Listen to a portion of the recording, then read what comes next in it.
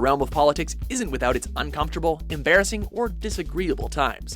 I think the Japanese people are going to like the taste of U.S. beef. Welcome to WatchMojo.com, and today we'll be counting down our picks for the top 10 awkward political moments. I'm sorry. It's a quite straight yes or no. Question, and I would give you an answer. Did you threaten to overrule him? For this list, we're only taking a look at personal incidents in the life of politicians that become awkward or embarrassing when seen through the lens of the public eye. And That means we're staying away from larger moments or actions, like policy decisions, and sticking with smaller, quirkier moments. Well, when the president does it, that means that it is not illegal. Number 10. Vladimir Putin offers Shawl to Chinese First Lady. Russian President Vladimir Putin's intentions may have been considerate and gentlemanly at the 2014 APEC summit, but social media and Chinese censors thought otherwise after his warm gesture on a chilly Beijing night was captured on tape. During the opening dinner, Putin wrapped a blanket around while China's president and her husband, Xi Jinping, chatted politics with Barack Obama. While she graciously accepted the offer, she also attempted to quickly diffuse any potential awkwardness by exchanging the shawl with one from an attendant. Jinping's neglect of the cold sparked fires across China's social media, with people criticizing China's president of being socially inept and inattentive. Luckily for Jinping, he can raise the Great Firewall of China anytime he wants, and he did just that, pulling the video from the web.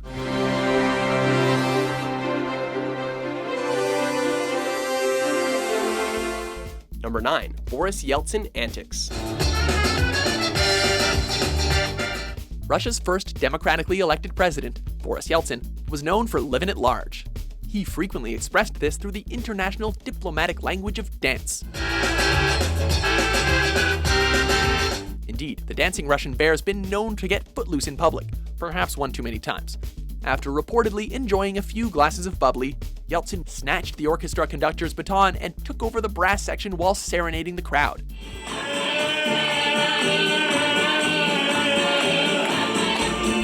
Yes, this man had one of the world's largest stockpiles of nuclear weapons at the time. Think about that.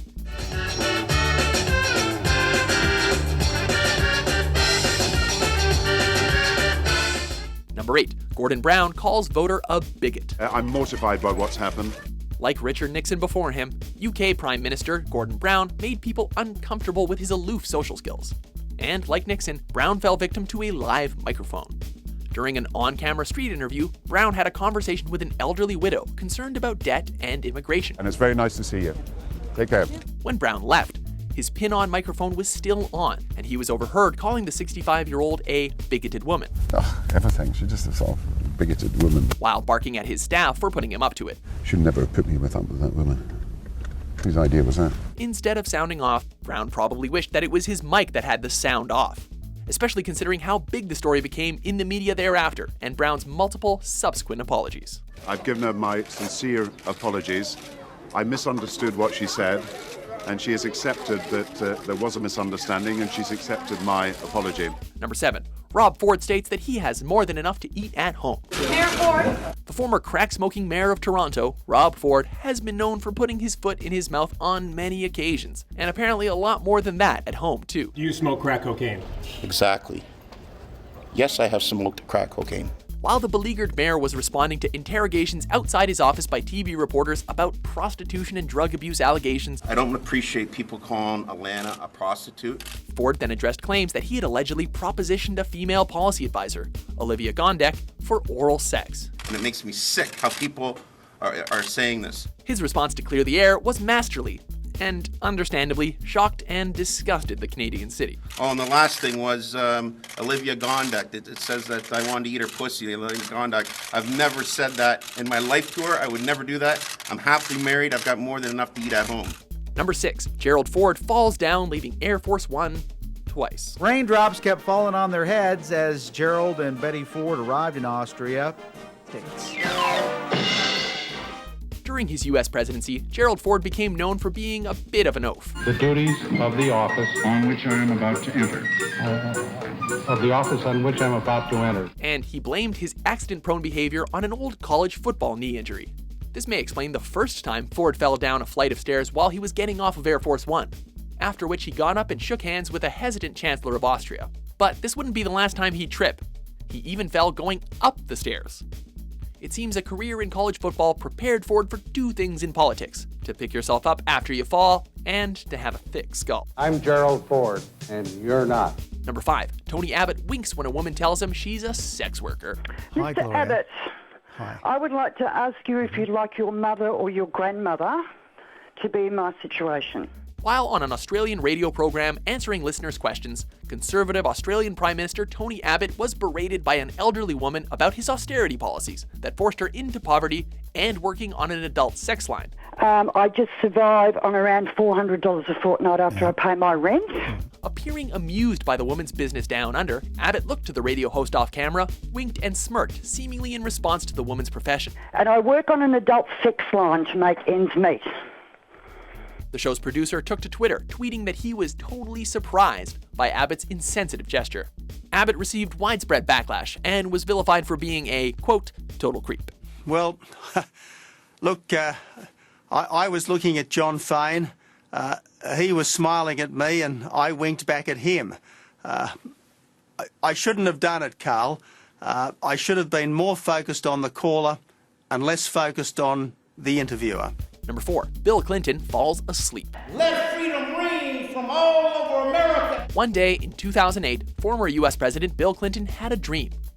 Just not in the right place or at the right time. By uniting and taking action to make this world a better place in which to live. While attending a 2008 memorial to Dr. Martin Luther King Jr., Clinton took a little catnap while he was on stage in the background of a speech that was being given on King's struggle for racial tolerance in America. Vanity asks the question, is a position popular? Not only did Clinton fall asleep, he also quite noticeably woke himself up midway through the oration, while a packed audience, as well as the entire world, watched uncomfortably on TV. I believe that the time, as Victor Hugo said, is always right to do that which is right. Now, there's something in America today that is not right. Number 3. Joe Biden asks a man in a wheelchair to stand up. Chuck Graham, state senator's here. Chuck. Old white faithful, classy smoking Joe Biden has been known as a reliable gold mine of political gaffes. Perhaps no other instance perfectly embodies Joe Biden than this. During a campaign rally in 2008, the VP nominee asked a Missouri state senator to stand up to be applauded in a room full of campaign supporters. Stand up, Chuck. Let him see you. Oh, God love you. What am I talking about? Unfortunately, Biden didn't know or had forgotten that Senator Graham was a paraplegic in a wheelchair, making for quite an embarrassing incident. I tell you what, you're making everybody else stand up, though, pal. Thank you very, very much. Number 2. Howard Dean emits primal scream. You know something? It was the most spectacular third-place finishing speech in the history of presidential White House races. We will not give up. During a 2004 Iowa caucus rally, former Vermont governor and presidential contender Howard Dean doubled down on defeat during a monster truck rally-like speech. We're going to South Carolina and Oklahoma and Arizona and North Dakota and New Mexico. The media shortly dubbed it Dean's I Have a Scream speech. In it, Dean builds up the crowd and brings down the house before concluding awkwardly with a loud, high-pitched yelp. And then we're going to Washington, D.C. to take back the White House! Afterward, the crowd faded away and heckles shortly set in. Since then, the moment has often been cited as the media gaffe that basically terminated his campaign.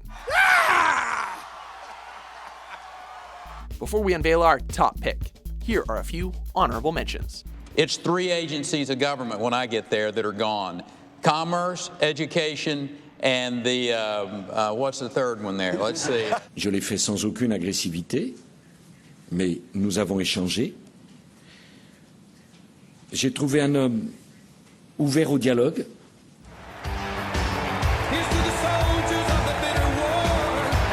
I did not overrule Derek Lewis. Did you threaten to overrule him? Mr. Marriott was not suspended. Did you threaten to overrule him? I have accounted for my decision to dismiss Derek Lewis. Did you threaten to overrule him? I've read most of them, again, with a great appreciation for the press, for the media. But like what one specifically, I'm curious that you...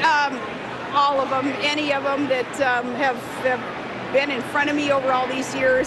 Number 1. Every George W. Bush stuttering speech. 1, 2, 3, 4. From a shoe being thrown at him to putting his foot in his own mouth, George Walker Bush would have probably benefited from a speech therapist, like King George VI of the UK did for his 2 terms as US president. There would have been a deficit, but there wouldn't have been the commiserate, On several occasions, George Bush Jr. had fallen victim to speech impediments and cringeworthy Bushism phraseology. Bush, let me... His speeches almost deserve a top 10 list of their own. Anybody here got 4 kids? 3 kids? You got 4? 4. Regardless, no other politician has, by far, caused as many face-palming analogies, mid-speech mental blanks, and half-baked statements than the 43rd President of the United States. I'd like to stay here all day, but I gotta go to Vegas. Something about what goes on there stays there, or something like that, you know? Do you agree with our list? Which awkward political moment belongs on our list? Let me. For more awkward top 10s published every day, be sure to subscribe to WatchMojo.com. There is nothing that a good defense cannot beat a better offense.